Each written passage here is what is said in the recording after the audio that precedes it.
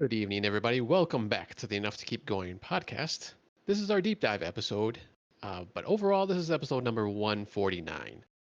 Yes, we were almost to the big 150. This is episode 149. This is for June 25th, 2020. I'm your host, Osiris Prime, and with me tonight we have Gascles Stamos. Gascles, how are you doing tonight? Sorry, I didn't mean to catch you in the middle of tech check. No. We're all good. So we'll see how this goes. We're up at now. We're down to 37% CPU utilization. So Oh, there you go. this is Not the too bad. as I mentioned to you before. This is the streaming PC where I have to stream off the CPU because there's not a modern GPU in the case. So we will see how this goes. Hopefully, as you close down news tabs, that'll free up some stuff there for Yeah, processing. absolutely. So yeah, as I mentioned, this is our deep dive episode. We're gonna go deep into the news from the last couple weeks, but take us on a little tangent real quick, as I like to do, as we like to do. And I just want to say I really miss E3 because the last few weeks has been I won't say a mess, but it's just been a mad scramble, a mad rush of directs. I guess I'll call them since everything's video now. So we've had the first part of the Xbox Series X premiere, I guess, showing the third party games. We've had PlayStation 5 with their first party, third party games and some of their system stuff. EA Direct, the new Games Plus Expo, which I didn't remember ever hearing about until just when it came out. I think Monday it was, if I remember correctly. Days are blurred by. We've had two Pokemon directs over the last couple weeks. We might talk about that a little later if we have some time. But yeah, I kind of miss that, just kind of the week of craziness instead of it kind of spreading out and, just the way life is now too. So, trying to keep everything in check and make sure I'm on, or we're on the pulse of the gaming news and the gaming industry, especially with, two new consoles, hopefully three if the Switch Pro comes out this year or soon.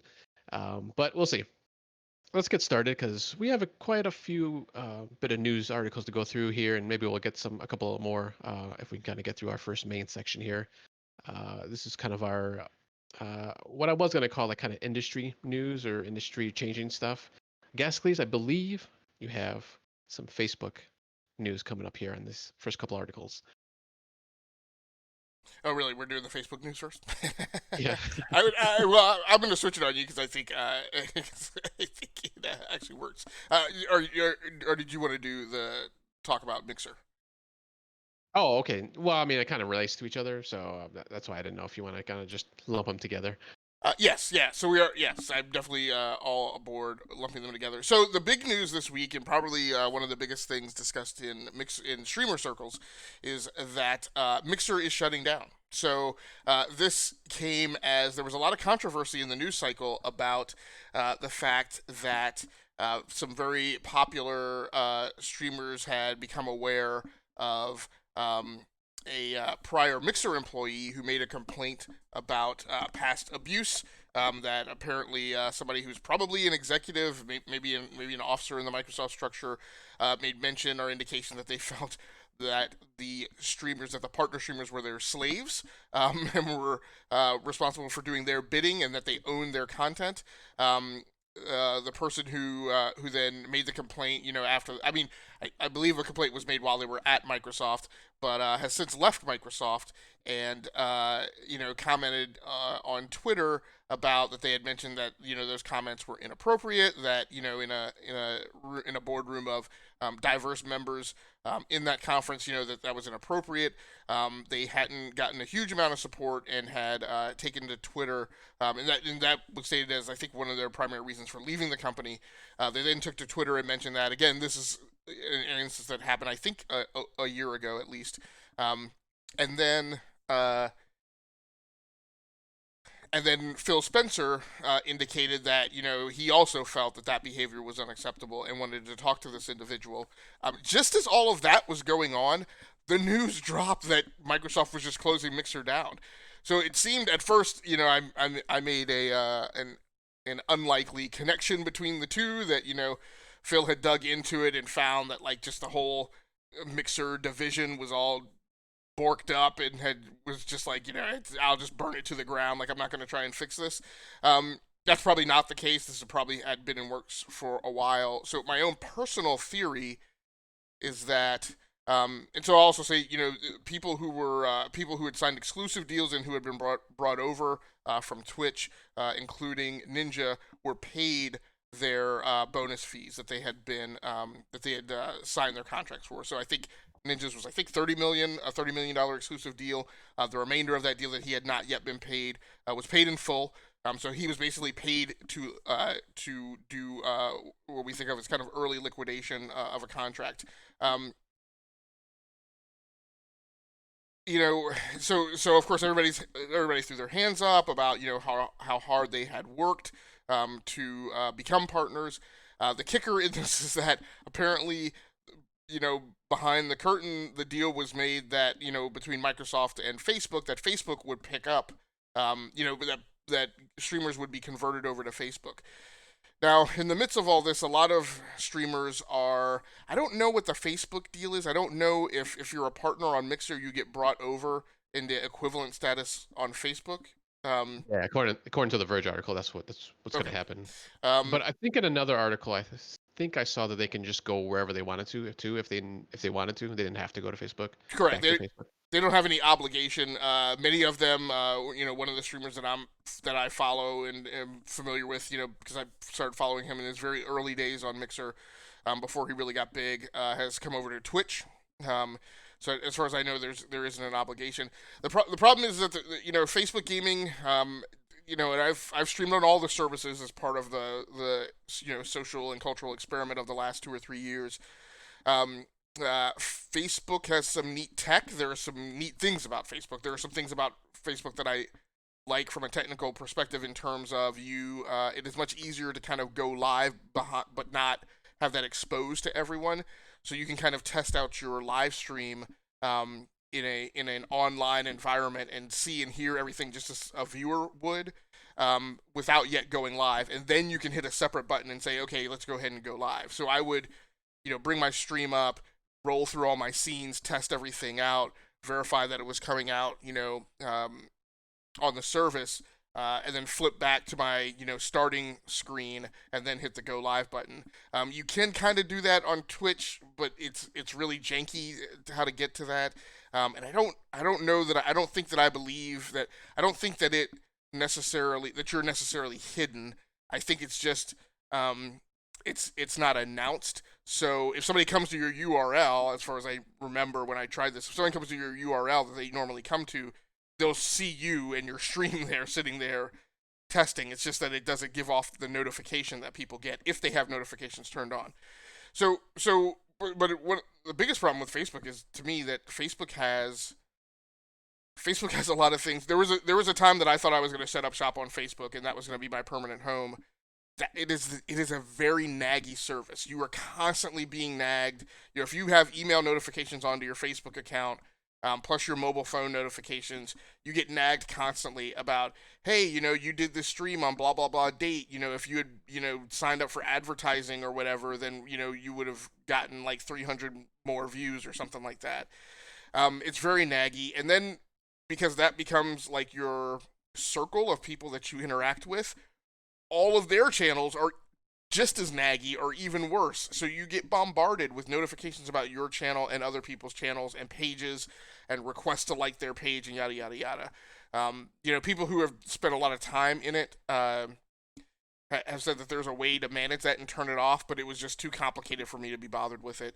And also their monetization scheme, I think, has problems. It's not as easily convenient as Twitch's. On top of that, what was I gonna say? So it's their monetization scheme. Oh, the video quality, which really became my really big deal, right? Um, your ability to stream at high video quality is pretty much nerfed, on Twitch. It's not on Facebook. I'm sorry, it's not as even decent as it is on Twitch. And I don't think Twitch is great. I think YouTube's is the best. Um, but anyway, all these things were caught up in these matter with all these streamers just as this news was dropping. So that became one of the biggest news stories of the week. Does anyone that you know? I mean, you are directly impacted, right, Prime? that's the thing. I mean, I hit this hit me pretty hard because that's what I my primary streaming service that I was using, Mixer. I do use the other ones too, Twitch and YouTube. I never tried Facebook, but I just I like Mixer. It was it seemed pretty simple as far as the UI, at least for me. Not that the other ones are like super hard, but I mean it was just kind of quick. You know, I was able to boom boom boom get in and get all my stuff fixed, and I'm off and running. But yeah, it just kind of stinks that they're that they did this. I mean, I suppose they gave it their best try. It's I mean that's all I guess they could have done. Um, and they just couldn't compete with they just didn't have the viewers basically is what I'm reading from the articles that I've read and for what Phil Spencer was saying. They just even with Ninja coming over and Shroud and all these other big names, they just couldn't get the viewership I suppose that they needed to sustain the service. So it just kind of stinks that it's shutting down now. Um, but no, but like you said, like all that stuff's it's going over to Facebook. Even like I never really understood like the embers and the fire and all this other stuff that you can you can do. I was like, It's I don't know what this. it's very convoluted. Like There's like two different things. I'm like, what is this stuff? right. So, but It was very all, convoluted, all rather. that yeah, all that stuff from the user's perspective at least that can be transferred over to, or you can get that back somehow. I guess because I think one of them you actually pay money to, to get or something like that. So on Facebook there are stars, um, which but you could only monetize from the gifting of stars after you've achieved like certain level, like the achievement levels on that service for monetization to me are ridiculous. Um, and Is it there's like a certain number of viewers or something it's a or certain number of page likes, I think it is, for your streaming oh, page. Is what it is. There's like 99 bajillion ways to game the system there. I mean, you can game it on Twitch as well, but I think people are more acclimated and have gained more acumen in figuring out when somebody's gamed the system and isn't really you know as popular as they might appear. That becomes murkier, I feel like, on Facebook. This original article was reported by The Verge, and one of the quotes from it is Microsoft's choice to partner with Facebook is clearly a strategic one. That's also related to broadening the appeal of its upcoming xCloud game streaming service and its overall gaming efforts. Microsoft will work closely with Facebook to bring xCloud to Facebook Gaming, allowing viewers to click and immediately play games that people are streaming. It's a vision that's similar to Google's ambitions with Stadia, but Mixer has lacked the scale and viewership to truly deliver this more broadly. Microsoft recruited exclusive streamers, blah, blah, blah. So, I mean, there's definitely some interrelation in Microsoft's strategic um, venture and positioning of xCloud.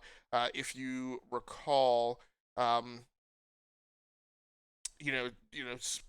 Sony is gonna position themselves on top of xCloud. xCloud is, as far as I know, is completely founded on the Azure infrastructure. Sony's gonna come there. Facebook is gonna come there. It would surprise me if there wasn't much greater uptake on people positioning themselves with Azure as their infrastructure. My theory, my thought behind this is, there was some of a mixture between, wanting to steer clear of antitrust implications, as well as just, as you mentioned, just optimizing where you spend your cash, right? Satya Nadella is much more interested in spending money on Azure and its infrastructure and making it the best that it can be, and less interested in Microsoft propping up its own services on top of Azure. It's like, why would we? I mean, we once we've done the proof of concept, right? If it's not profitable, then why would we continue doing that? Why don't we just become the infrastructure provider?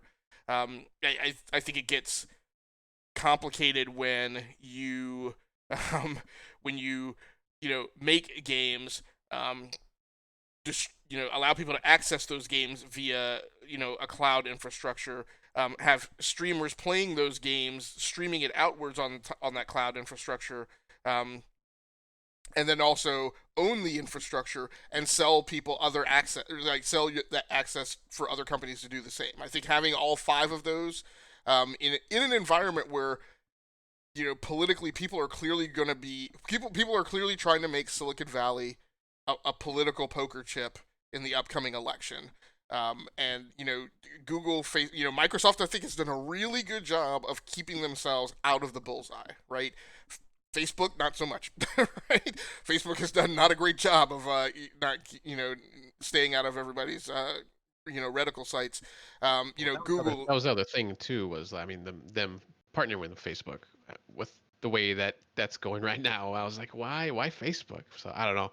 I don't know if I've ever seen like a really good reason for that, I but I think as Microsoft is non-culpable, right? As it, the industry has a pretty good track record of saying I'm not responsible for what people host on my service, and if and the way this sounds, it sounds like there's good partitioning between you know Facebook itself and its gaming service, right? Whatever they're going to prop up on Azure, I'm pretty sure. I guess Facebook runs on its own infrastructure. I think at yeah, worst, I'm not sure. it runs on AWS, but I think they have at least they started with their own infrastructure. So I think they've got culpable separation. I just think like I said, having that entire stack right from the ground floor all the way up to the penthouse would be problematic for Microsoft, in an era where people have not forgotten the antitrust litigation of the very early 2000s, and Bill Gates. Um, so yeah, it's pretty cool. Uh, Concurrently with that article, we also got news at the same time about Facebook also then acquiring Ready at Dawn. Now, this is a little bit more about VR than a Mixer and Facebook streaming, but in an article written by Brendan Sinclair over at GameIndustry.biz, Facebook continues to add VR developers to its stable of Oculus Studios as the company today announced the acquisition of Ready at Dawn Studios. Having shipped titles to multiple platforms in the past, Ready at Dawn is a veteran game developer with some serious chops, as well as a VR pioneer. Facebook VP of AR/VR content Mike Verdu sent a blog post announcing the acquisition. I don't think I've seen any word concerning how much they paid for Ready at Dawn. The reason we chalk this up into the slate and think that it's significant is, Ready at Dawn is primarily composed of former Blizzard and Naughty Dog expats, two very strong studios over the last few years. They've been very heavily discussed on this podcast. Formed up in 2003. They were also one of the very early studios that kind of made their mark as a developer for the PlayStation Portable, in an era where there weren't a ton of people falling over themselves to get onto the PSP. But they also made very big names for themselves by making ports of the ports. I think the Daxter game was a port, but making a port of Daxter, and then building God of War: Chains of Olympus for the PSP. So some very key exclusive titles and properties. Then they maybe unfortunately made themselves famous in the PlayStation 4 era by making the Order 1886, which received a ton of press, was hugely hyped. I mean, just one of those kind of steampunkish, I want to say like crossover, time, not timeline, but generational games of like it was Victorian era mixed with knights and whatnot. So the settings and the ecosystem looked very awesome and cool to play in. Unfortunately, the game didn't review very well, didn't perform very well. But of late, they have switched over to VR and have done a few games for the Oculus Rift platform, and now have been acquired by Facebook. So it's it's really weird because I mean, unfortunately, and Gray, if he hears this, will probably hate me. I've become convinced that VR is less important in the gaming landscape now than it used to be. But I mean, Ready at Dawn is a prominent studio, I think, in terms of history and name stake. So it was still pretty interesting to see Facebook make that move. Yeah, that's like the third of like a couple of, well, I won't say big, but well-known publishers or known publishers. According to the article, they uh, got the developers of Beat Saber, Beat Games, and then in February, Asgard's Wrath studio Senzura Games, Senzuru. So I guess they're making moves, I suppose.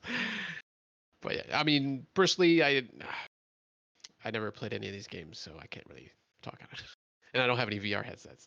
But It Looks mainly like, you know, it mainly caught my eye because of my familiar with them from the PlayStation Portable era. okay, yeah. Did you play the Chains of Olympus I don't think I game? played the Chains of Olympus one, but I did play the Daxter one. The But Dexter one. I was a very huge proponent of PlayStation Portable. It dropped at like the right time in my life. I was overseas. The console was available in like the exchange store over there, so I definitely got it. I did a lot of travel and a lot of weird junkets where it was planes, trains, and automobiles for several days at a time, going between places. So having my PlayStation Portable was huge. And as DBQ and I have talked, I'd play things like MLB, because you would have NFL Street. I think NFL Street 2. You would have the PlayStation Portable and having like big, meaty, chunky games that you could dump 2 to 4 hours in. Were very welcomed on that platform and plane rides and whatnot. That's very cool. Yeah, I mean, I had a PSP back in the. I never played. I might have played the God Chains of Olympus, maybe, but I know I didn't play any of the extra games. So, but yeah. So Facebook making moves, making partnerships. Let's just jump up to the next article, and this is kind of um, I guess singles out something that's a bigger issue that's come up over the past weekend and week, which is allegations of sexual harassment, or I wouldn't say sexual harassment, but well, yeah, sexual improper. I was just say sexual harassment because I can't say that word. But surfaced over the past weekend from various game developers and streamers and stuff like that. But this particular article is about Assassin's Creed Valhalla's director, who's actually had to step down. And this just came out actually yesterday, I believe, if not a couple days ago. Maybe the original story that got updated. The director Ashraf Ishmael, is, I believe, if I'm saying that correctly, is the creative director at Ubisoft, and I forgot which developer was doing Valhalla? I Uh, don't think it says in this article. you mean which studio? I mean, it's Or Ubisoft. studio, I mean. Yeah, yeah, which studio? I believe this is Montreal. Was it Montreal? Okay, yeah, I can't remember. Yeah, I'll double check. Um, I'll fact check while you're briefing. okay. Yeah, but he announced that he is stepping down in the role to take care of his family issues and affairs that are happening right now. Yeah, and Uh, it is Ubisoft Montreal. Montreal, okay. Um, so there's, he had a couple Twitter posts, saying that he was stepping down from the project, and that obviously there's, a bunch of talented people that are working on it that can carry on.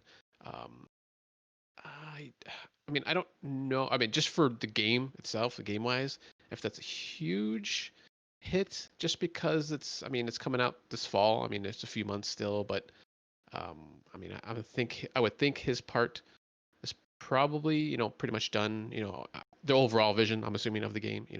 Obviously he's gonna have input here and there, but just as far as the game is going, they probably are in pretty good hands. I mean, we've seen directors, even creative directors and other kind of directors, leave games, and stuff has been fine. I think sometimes, in other cases, maybe not this case, but in other cases, maybe it's kind of blown up a little bit more than it should be. But obviously, in this case, this is um, just bad things, bad things happening lately. And it's good that this stuff's coming out, though. Obviously, since um, we got to learn about this stuff, and make sure um, these people are accounted for, held accountable for this kind of stuff. So, uh, any um, any thoughts? Anything else that you wanted to comment on?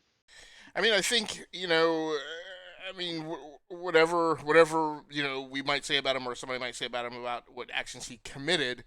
I think this is the right move. In as far as his justification and rationale for it goes, it's not. I don't know that I saw him make an admission. And I'm not saying that I don't think he should. I'm saying that I don't think this is it. His primary thing that he conveyed is, look, Assassin's Creed is a great property. The development team on Assassin's Creed is a great group of people. They're working hard. They don't deserve the potential risk of their work being impacted by me staying on the project, right? So in this environment, one thing is, and again, you can agree with it or disagree with it, right? Our main thing here is to convey what we think reality is, right? And particularly in our business analysis, convey what we think the real impact is.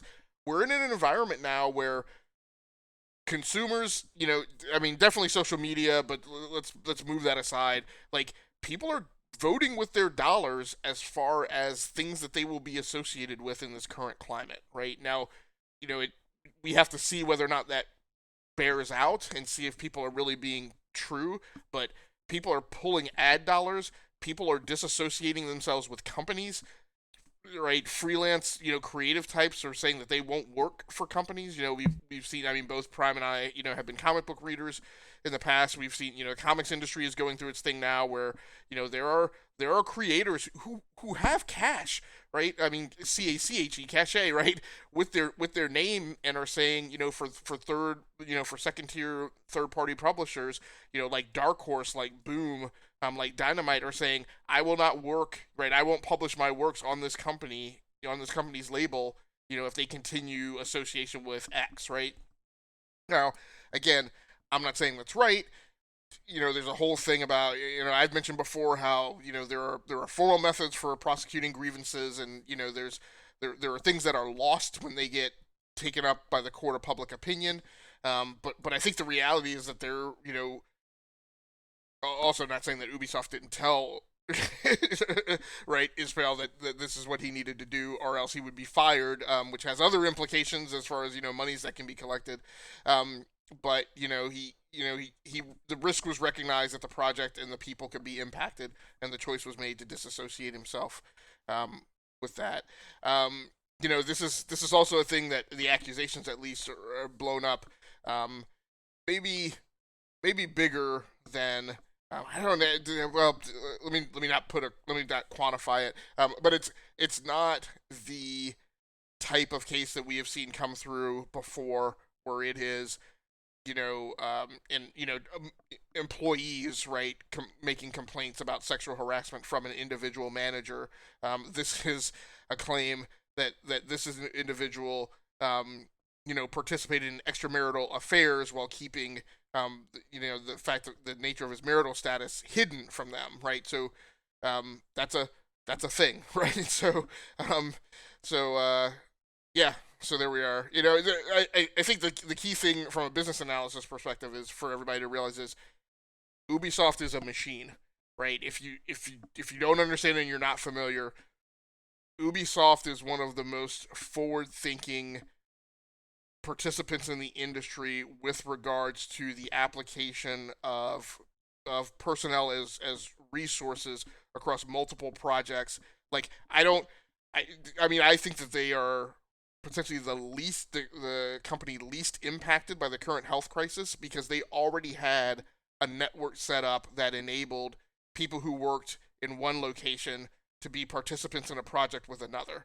Right? It's a very, I won't say easy, but it's an institutionalized thing for a project to be worked out of Montreal, and for part of the team working on that to be in some other part of the country working remotely. That's a natural thing. They have a board and a resource that you go to where it says, I need a 3D model artist who is an expert at vegetation, right, or whatever. And you can find that person, you can find where they are, and you can tunnel through to them and get access to them much more easily than it is at a lot of other companies. So, and as we mentioned, I think a few months ago, we talked about creative directors and producers, right?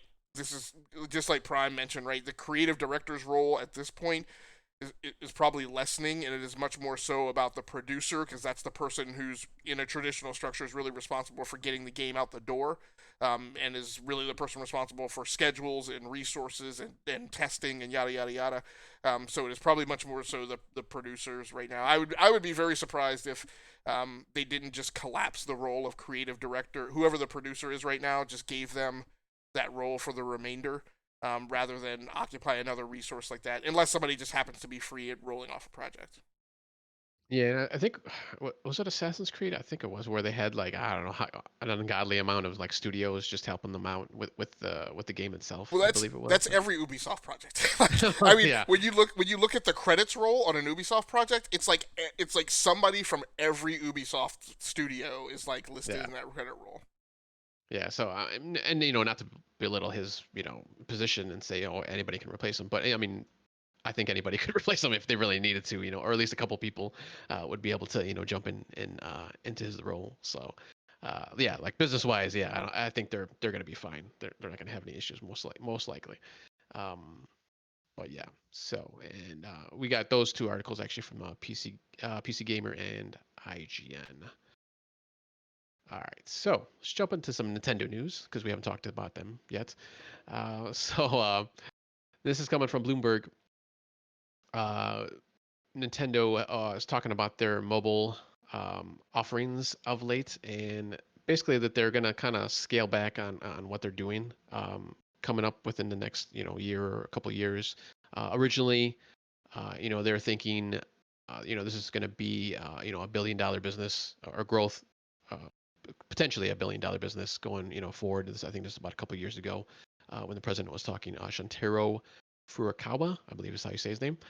Um, so they had these big ambitions, to roll out mobile games. They did Mitomo. They had the Animal Crossing game. They've had Mario. Actually, a few Mario games now. Mario Run. They've had the what was the last one? Mario Kart and Dr. Mario.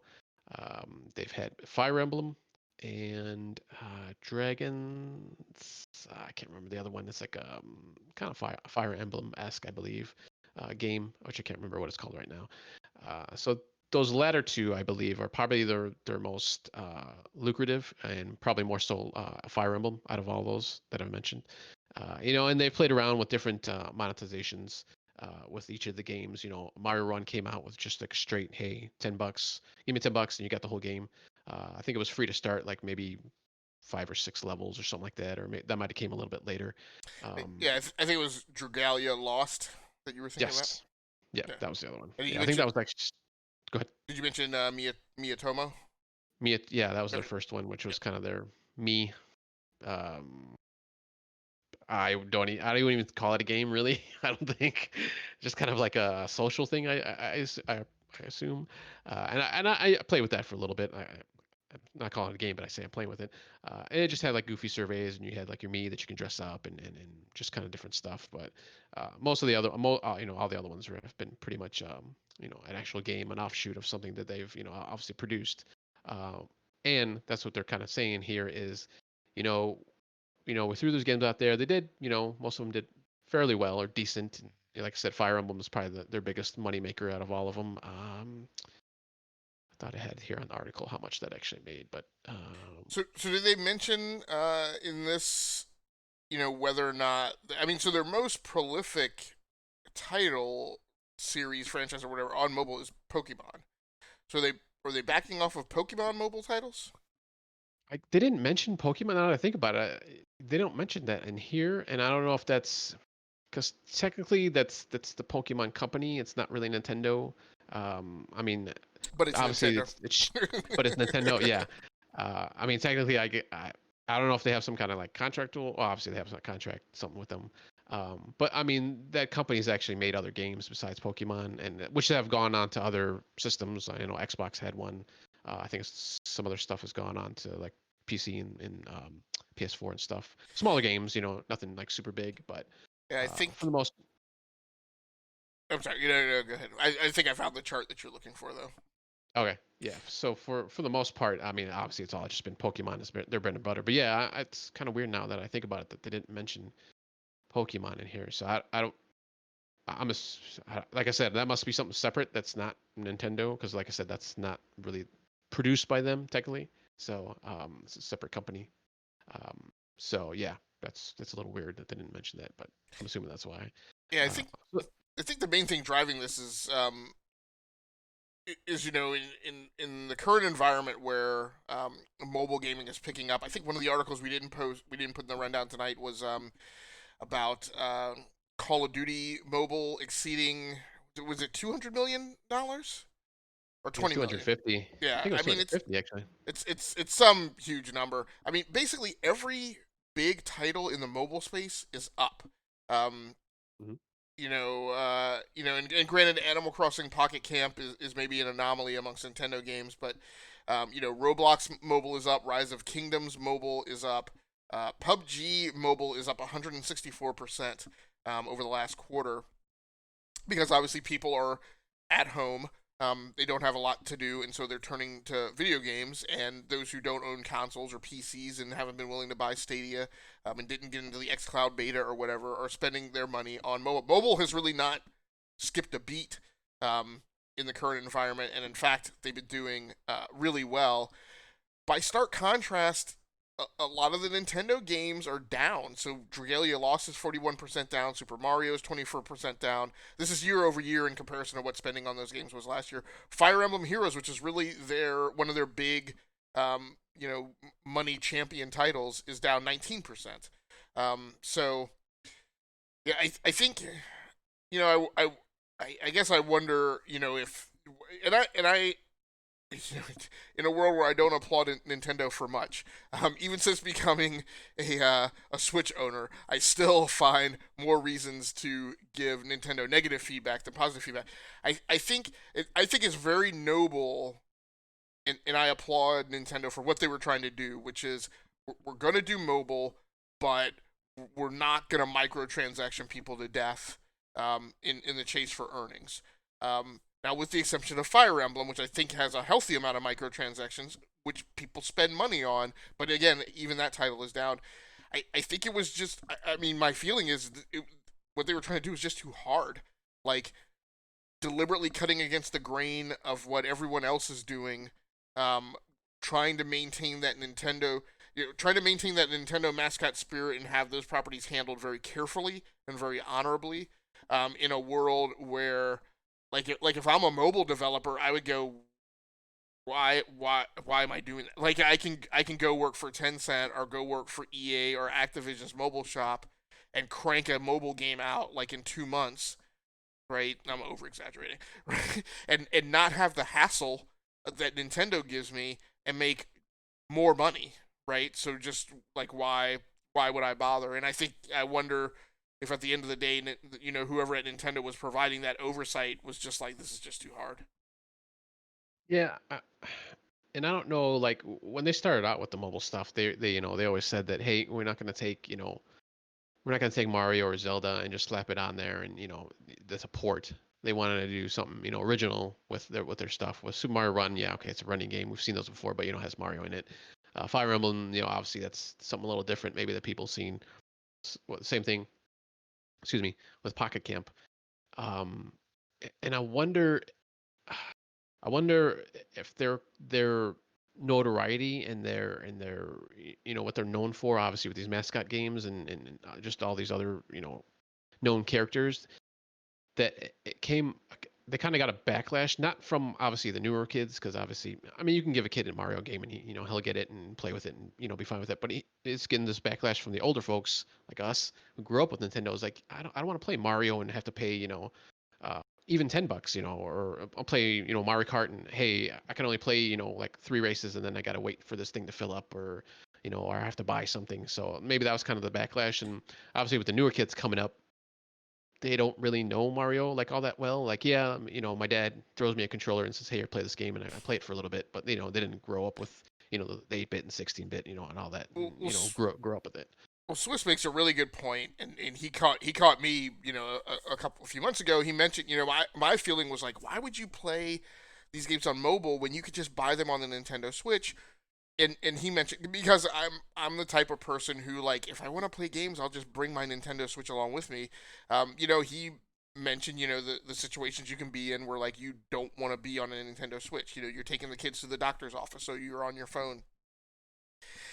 And what I wonder is, in this environment where everybody's at home with the stuff you just mentioned, now, whereas I was wrong in my analysis a couple months ago, and Swiss was more right in that environment, I wonder now if in this environment it is exactly how I described it a few months ago, which is I'm sitting at home, I can't go anywhere, my Nintendo Switch is. Why in the world would I play a Nintendo property on mobile when I can just pick it up and play it on my Switch?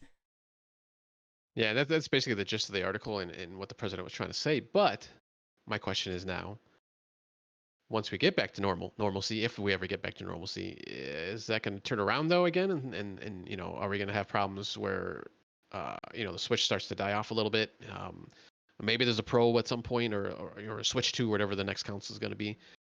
that's fine. But I mean, want to just shift back the other way is like, are they going to just be like, oh, hey, we were just kidding, we got mobile games now again? And actually, they're not stopping mobile games. Let me just say that right now. They're just not going to give out. They'll probably only be like maybe one or two, a year or whatever, Right. coming out. It feels to me like it's that tipping point of like a company that's a corporation that's trying to do too much, and is playing in areas that provide marginal gain in comparison to the level of effort that they require. I mean, to walk my own comments back in those years, right? Because I was definitely one of the people who was on the bandwagon about like why is Nintendo not doing mobile? Like the Wii was a flash in the pan. In reality, when we look back at the historical context of the Wii, I know. And I was one of them, right? I know everybody was rah rah, like the Wii is the best selling console. It was the best selling console for a very slim window of time when you look back across the entire history of console generations, and it peaked very quickly, and then people found out the truth of it and kind of pulled back off of it and lost third party support. The Wii U just was never financially healthy, and so during those years, while they were doing the Wii U, which in my opinion launched overly early, when it wasn't necessary. I was one of the people saying, why doesn't Nintendo just do mobile games? Like why are they investing all this money in low tech games, which puts them right adjacent to the mobile market? And at the time, tablets were big. Of course, tablets have fallen off since then, or or Apple has eaten up whatever part of that market there is now. But now I'm in the position of like the Switch is a hit. Like it's the greatest thing since sliced bread. And like I'm back in that mode of like you like there was a brief window they started doing mobile games. I think right before the Switch launched. Yeah, Yeah. yeah, So but now in the wake of the Switch's success, I'm now back in the mode of like why bother? Like yeah. it's so much work to try and like fly that canyon. Um, when I would I would rather them take that focal effort and put it on making more games for the Switch that are more in my wheelhouse, like mech games and shooters and things that are not just JRPGs and mascot games. Like I said, that's basically what they're saying. They say they want to concentrate back on their core games and getting that situated. So we'll see. We'll see. Like I said, if everything shifts, if they go back to the mobile market at some point. But for now, you'll get that one. I think the last game they actually announced was some kind of Zelda game, I believe. I don't think they ever said what it was supposed to be, but it was just going to be Zelda themed of some sort or a Zelda game. So we'll see if that ever actually sees the light of day, or if they kind of just let that die out and maybe they just maybe they do like I mean they just recently announced well not them but the Pokemon company recently announced a couple actually Pokemon games. One for sure was a cafe game, Pokemon Cafe, which is kind of like a match three story kind of a game RPG. I don't even know what it is, but so that's mainly mobile. It'll be coming to Switch too, but that was they kind of touted it more as a mobile thing than anything. But we'll see what happens. All right, let's go into the future now, the farther future, I should say, with Cyberpunk.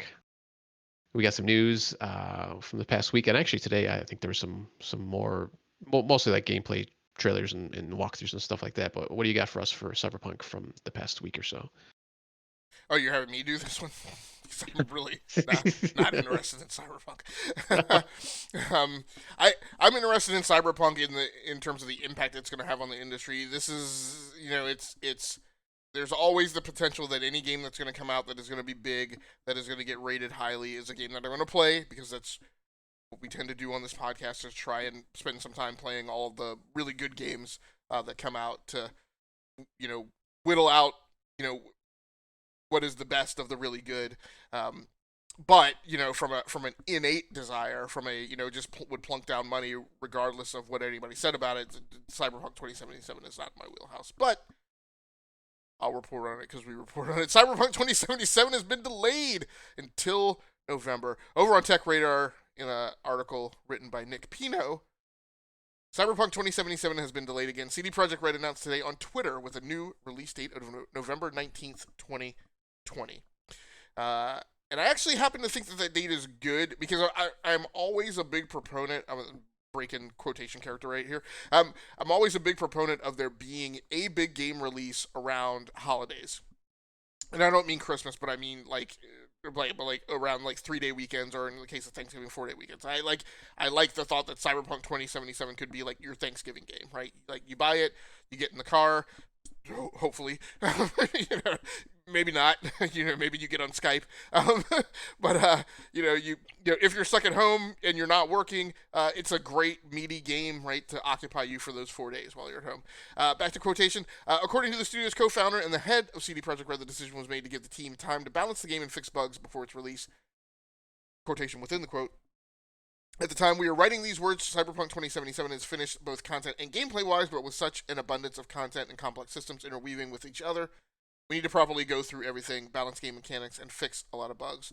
The studio says it understands the disappointment fans must feel, but says the decision was made to give the game lasting appeal. As a peace offering, CD Projekt Red says that it's offered journalists a demo of the game and says that previews with their impressions will be arriving shortly. The other article, which is also closely related, also on Tech Radar, by Samuel Roberts, CD Projekt Red also came out and said that the game will launch concurrently across all consoles. So Cyberpunk 2077 comes out on November 19th.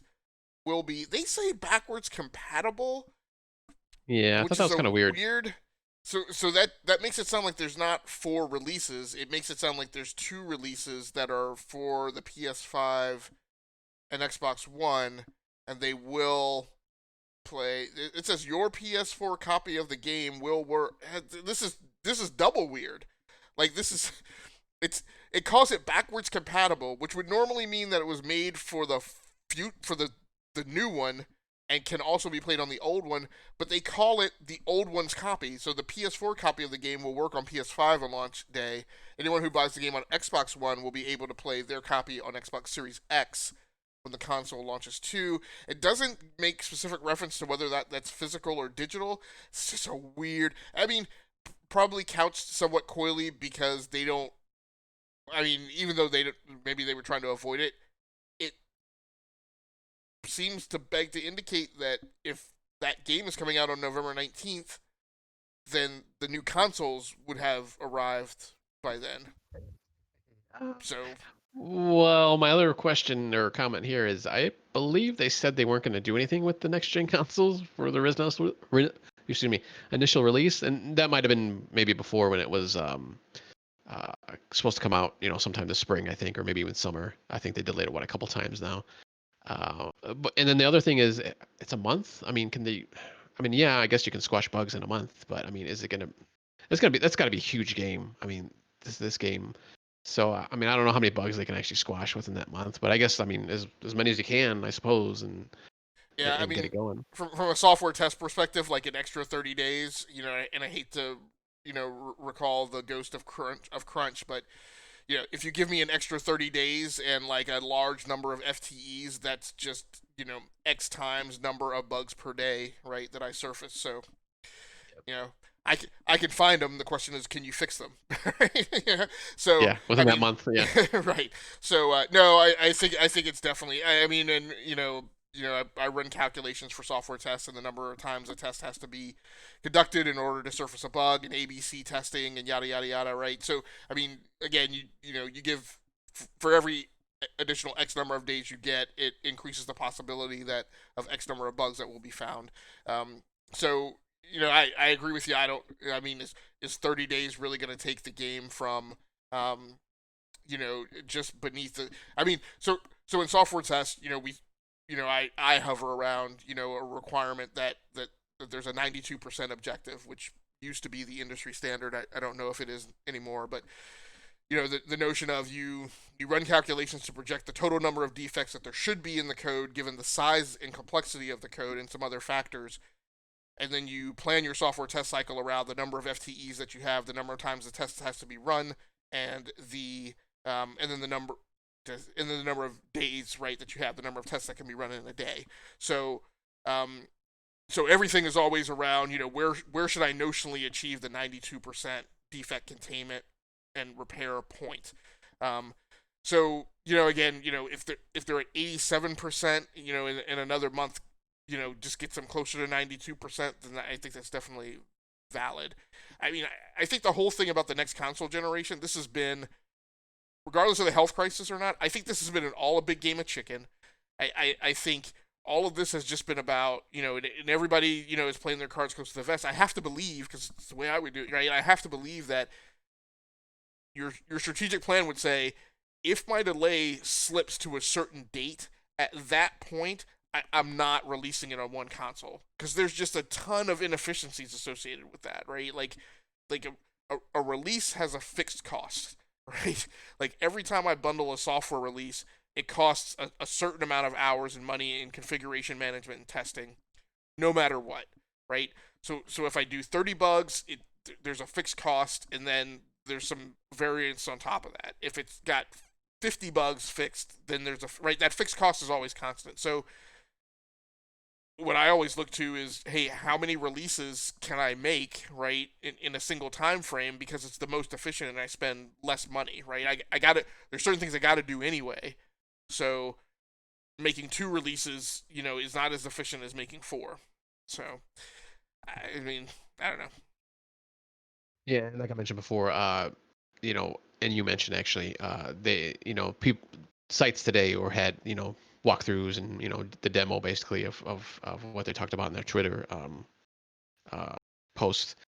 Also, though, they announced that obviously it's going to work on PS5 and Xbox Series X, as we just said, but like a full blown, next gen version update will be coming out next year at some point. So So there's that too.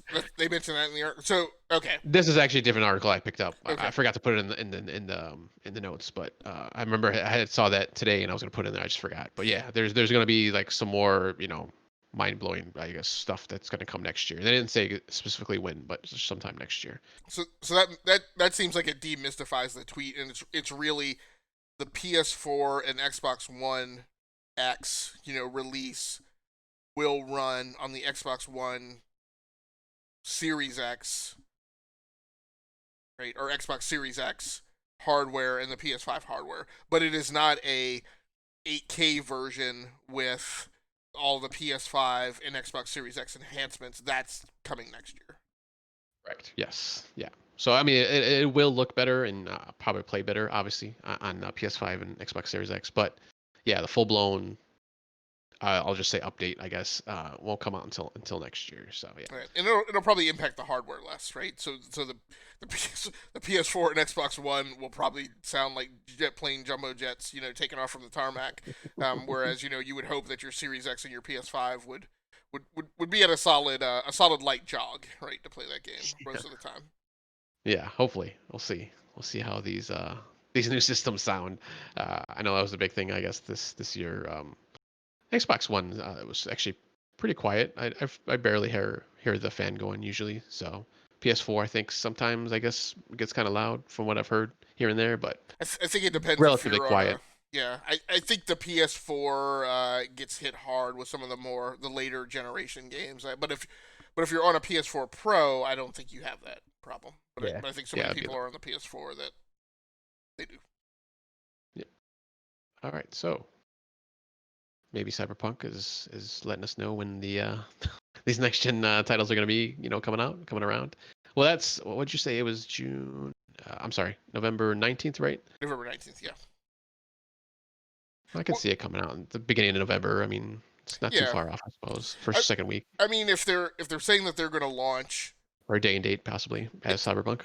it sounds predominantly like they're trying to keep whatever their original plans for the release date. It sounds like both companies are hedging their bets, and it sounds like what really just has to be balanced is what's the supply. How many units are allocated to each area, because it sounds like, and this is again an exaggeration. It sounds like, hey, look, if I gotta only give 100 units to each area, I'm gonna launch with just 100 units to each area, right? And 100 people will, in 500 people or whatever, will be playing that new console. Now I got a lot of supply chain logistics I got to jump through, right, for the next 8 to 12 weeks to get a further rollout. But it sounds like they are gonna launch with a whimper, if that's what's necessary in order to achieve launch. Um, which I gotta think through my head about, like, if that makes sense. I mean, I know like the big thing is like the depreciation for the R&D starts like as soon as you make your first sale. So that may have something to do with it, that they can't start working off that, whatever negative balance debt, whatever they've incurred from R&D until they sell, right? They're just continuing to burn capital, right, up until that point. So maybe it's a good idea for them to launch, right, regardless of the number of units that go out the gate on the first round. Yeah, and just as excuse me, just as a reminder, obviously, CD Project Red had already stated that, if you buy it on the PS4, Xbox One, that'll be, free to go on the PS5 and Xbox Series X machines once you upgrade. So that's a good thing too. I mean, and I don't think there's going to be any kind of impact for sales and stuff like that. I'm sure both versions. Well, I shouldn't say both versions. Just it's technically just one version, I suppose, of the game is going to sell like gangbusters on both systems. So I don't think they have any worries there. So that is the end of our normal news articles. We had a couple things here for if we had some time, which it looks like we do. We've got like 5 minutes or half hour, depending on how far we want to go with this show. Gascalese, um, we have some Fortnite news. I know you like to talk about Fortnite. Uh, two couple different things actually, and I got to pull these up real quick.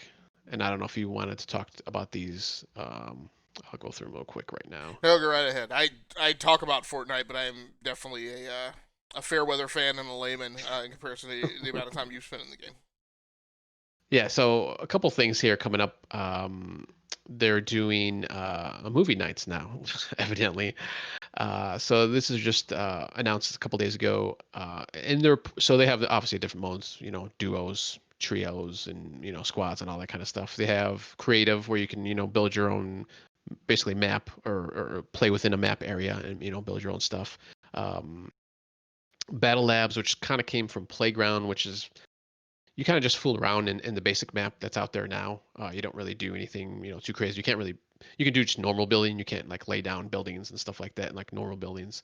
And then they have the Party Royale mode, which they actually just released not too long ago, which they've done like movie trailers, like premieres, and they're actually got another actually today I think they have a concert going, usually like DJs and stuff like that. But they're doing movie nights now, and this is in conjunction with Christopher Nolan. So they got Inception, Batman Begins, and The Prestige that you'd be able to watch. Looks like that's going live. It doesn't actually say on this one. I don't know if you can just watch them anytime or. I think it's these are actually designated events, so Okay. they aren't just they are on demand. So they're doing a Friday, June 26th. Um, is movie night. It depends on what country you're Trade. in. Yeah, I just noticed that. Yeah. Yeah. Friday 26th. Actually, all three of them were just different times, I guess. No, this time's the same, it says. So I'm not really sure how that's going to work. Yeah, I got Kind of this. weird. You go to the so Inception is Friday the 26th at 8. There. Why does it say? Does it say it like this? I guess it's at 8. There are 3 shows listed, but they're all like the same date and time. Yeah, that's why Um, I was like, I don't know what's going on. yeah. Yeah, I So don't know if that's just a mistake on their part. Well, that's actually Epic site, so I don't know. right. Maybe you can just go to. I mean, it's a fairly big area, so maybe they just have like different areas within the map where you can go to if you want to Right. watch a movie. And I suppose. that might be the only schedule that's out. It might be that it's Inception on the 26th, and that sometime after that, then when Inception rolls off that page, then you'll get the dates and times for Sure, Batman yeah, Begins. yeah. Maybe it's like each week or something. So is there a WB studio that Nolan like owns? Like I don't know. It's weird. I mean, these are at least some of these are. I mean, the Batman property is obviously was obviously done by WB, by Warner Brothers, I should say. Um, so I mean, how did Nolan like? Is it his studio that has some control over that property, or? I'm not sure. I was kind of wondering that. I'm assuming these are all Warner Brothers movies. I'm trying to look right now on IMDb, uh, Yeah, I real can't quick. remember if Inception and The Prestige are both. I mean, if Nolan if Nolan's smaller studio has a contract deal or package deal to do work for Warner Brothers for some period of time, then I can understand that. Yeah, yeah. And I know, like I said, they did they've done trailer premieres before, and they did Tenant, I believe, is the new one that's going to be coming out this fall Right, from right. Nolan. So Um, so Go now ahead. I'm sorry. Go ahead. No, no, go ahead. So now you've actually attended some of these, at least the music concerts. Is chat enabled while you're in there? Within your party, yeah, you can do like if you go in there with a party.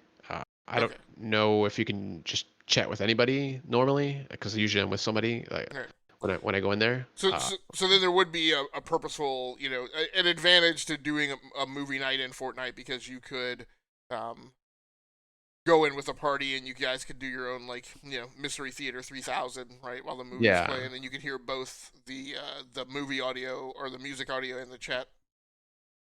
yeah. So yeah, that was one of the things, and I think was this from The Verge actually.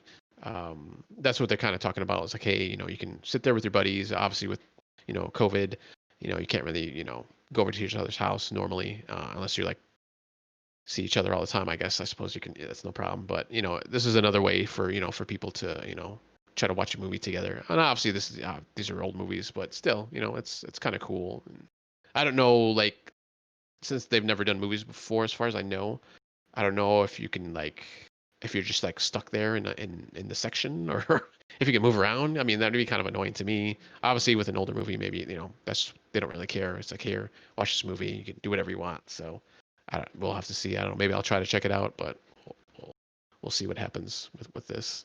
Um, the concerts themselves, I mean, you could just it's just like one little section of the map, and like if you go out of that area, like you can't really hear or see anything, which is kind of cool, I guess, because like if you don't want to do that, if you're just going around the map, screwing around, that's you could do that. So I'm assuming it's probably going to be the same thing. The kind of you'll hear the like when I was in there, if you kind of moved away, you can hear the music fade, and you can really hear it once you get so far away. So that's kind of cool. Um, but yeah, so interesting. I mean, say what you will with Fortnite, but at least they're trying some different things, I guess, in there. Maybe not my cup of soup, but people might like that, to go in there and watch a movie. So we'll see if they continue that. I suppose it depends on how much viewership. Which I'm not even really. I'm sure they can tell how where people are on the map and stuff, and for how long. So they'll have those metrics. Um, any other comments on that? No, No. no. You want to talk a little bit about the Pokemon show? Yeah, so as I mentioned earlier, they had the two Pokemon Presents, as they call them, so basically directs that they did last week and then one just yesterday, I believe. Um, and the first one they announced a few games actually.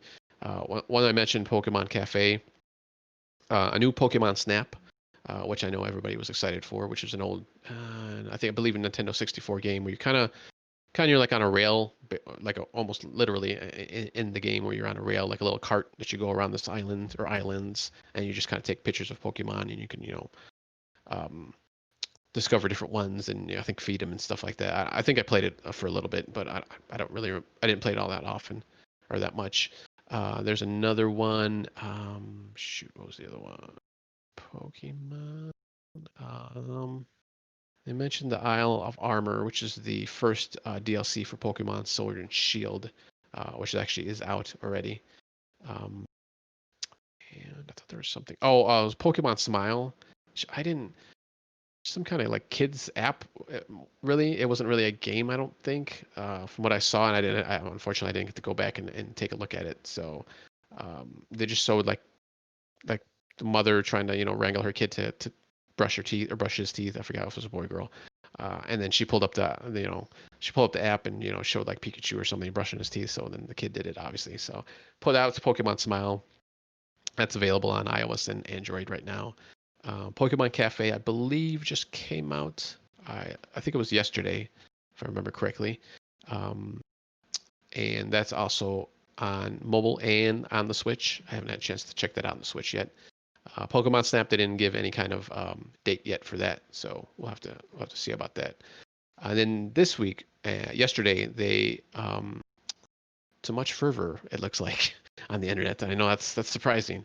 But there's the Pokemon Unite, which is a mobile-like, excuse me, MOBA, not mobile, but MOBA, like kind of like a League of Legends type of game where you have a team of Pokemon going against, I think it's like four or five, a team of four or five going against another four or five, and you're trying to control points and stuff like. Basically, it's just like any other uh, MOBA that's out there, but it's Pokemon, and I guess people are just up in arms because they thought it was going to be like a new A game regular or Pokemon game. yeah, or a Okay. remake of one of the older ones. Okay. So it's like, okay, I mean, Well, it's just a we'll new add game. that to the list, right?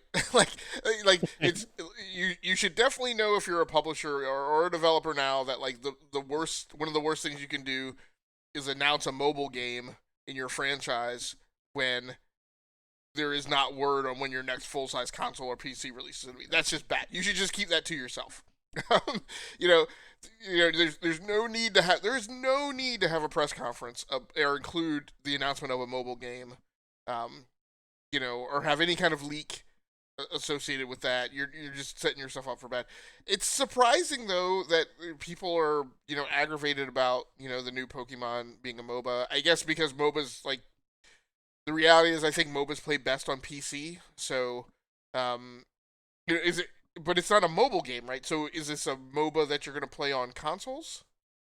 Don't I don't know if they actually said if it was going to be on mobile or not. Okay. Let me look.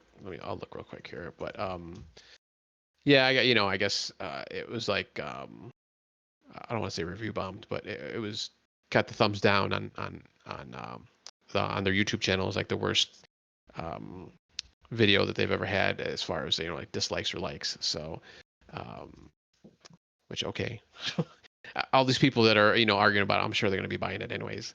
Um, oh, another thing that's right, I forgot. This is made by Tencent, uh, um, which seems to be going around. Yeah, it is actually mobile too. Yeah, Switch and iOS and Android. So yeah, Yeah. Well, there you yeah. go. And well, I guess the other strange thing is I don't know why they just didn't announce this last week with everything else. right. They could have thrown it in the middle of the presentation. Are there In any other MOBAs on Switch? I mean, I don't know of what's any. that one with like the different gods? Smite, is that a MOBA? I've never played it. We'll have to ask Swiss next week when Yeah, he's on. I think. I'm not. I know he Yeah, I don't know plays if it.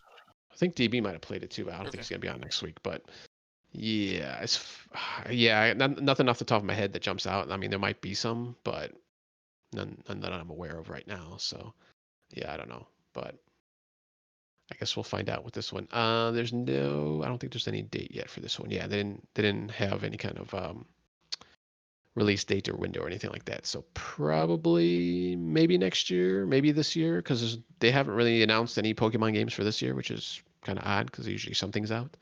Um, we had Pokemon Go obviously last year, and then or Shield and Sword last year, and the year before that was Pokemon Go. So I don't know if they're just banking on the DLC for Pokemon Shield and Sword of this year. So because the other one's coming out sometime in the fall. Once again, I don't think they've had a release date for that one either. So I don't know. Maybe this is a fall game. Who knows? But we'll see. Um, yeah. So Pokemon Unite looks kind of cool. I mean, and DB kind of had a comment too that this is it's probably not going to be super hardcore MOBA type of game like this kind of that beginner, which a lot of people, me included, it's like I've tried them. I couldn't really get into them. So maybe this is something because it's obviously something familiar. It's wrapped in something that's familiar. I'll give it a try, and maybe other people will too eventually. Yeah, I would. Once- I would pitch. Spend some time with it. If you can. I don't know what the pay structure is. I don't think anything that has the Pokemon label has ever been available for free. Um, but what I have found is, and again, this there's a lot of controversy and a lot of division within the community. But I think of World of Warships as a MOBA. Um, World of Tanks.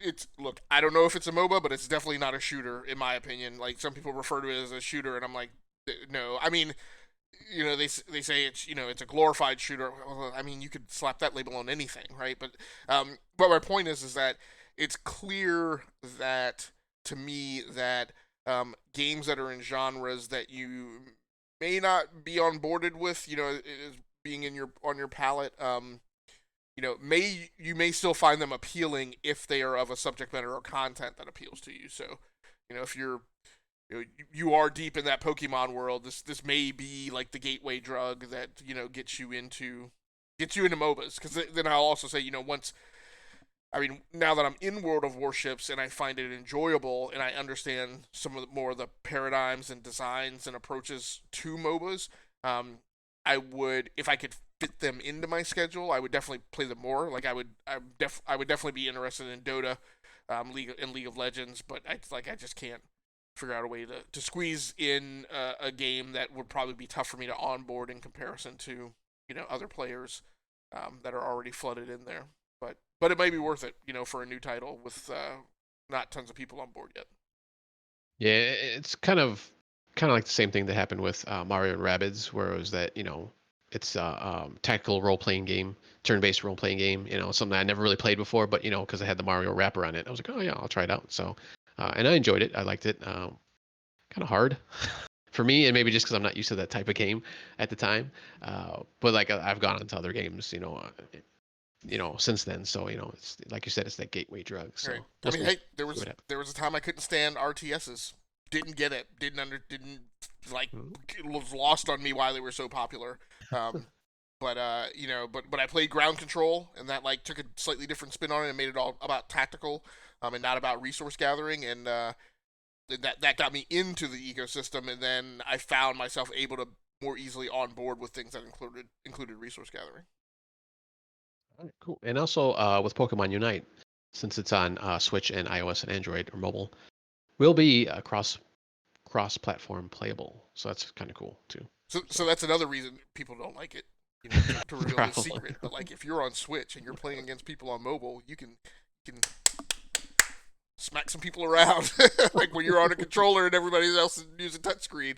So Using tab, yeah. yeah, that's a good way to get your score up in Fortnite. Yeah, so we'll see. And actually, you mentioned about free Pokemon games. There actually have been a couple of Pokemon games. Pokemon Quest, which actually is I believe it's on Switch and mobile actually, uh, which is kind of another match three type of a game.